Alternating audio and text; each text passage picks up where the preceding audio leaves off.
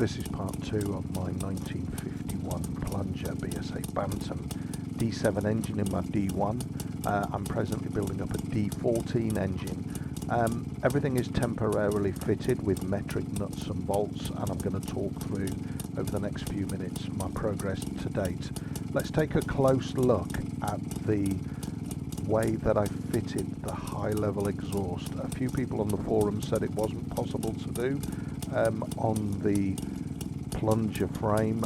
I used a pipe clip from Screwfix, which is M8 and M10 threaded, and the pattern exhausts are all M8. What this affords us to do is use a simple linking component to join the M8 on the pattern short torpedo with the M8 threaded bar that I used on the pipe clip. Tighten them up, opposite locks, and it's absolutely fine.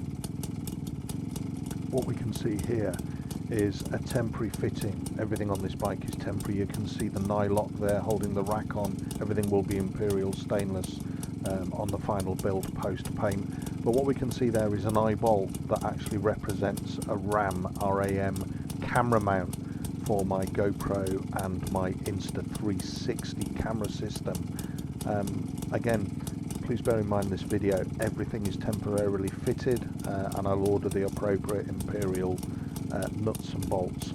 So this is the rear mudguard. It's rubber mounted is that number plate, and I had a friend use a vinyl cutter. I've got two issues with this mudguard as it stands. Firstly, the top line of the number plate is too high, so that's going to have to be lowered. And secondly, that the width of the rubber number plate is considerably wider than the width of the mudguard. So I'm looking at taking a couple of inches off the width of the rubber number plate. It's rubber really so that if I lay the bike down when I'm green laning, I'm not going to break the number plate, and it's got that flexibility. So you saw earlier there when I was showing you the number plate how much the rear mudguard is shaking. On the BSAs they had a mudguard stay running at 2:45. You can see my graphic showing it there. I've got the steel tubing to make it. You can see the rack there that I've adapted.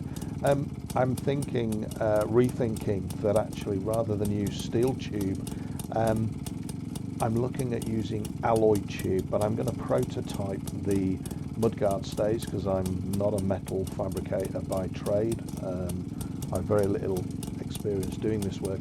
I'm thinking eventually there'll be alloy, and again it's weight. The mudguard is only there, those stays are only there to support the mudguard going from left to right. They're not actually a weight bearing mudguard stay.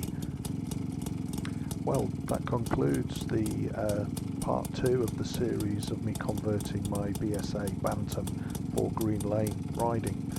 If you like these videos, please think seriously about subscribing to my channel. Costs nothing, and it encourages me to make more videos more frequently, and yeah, hope to see you soon. Thanks for watching.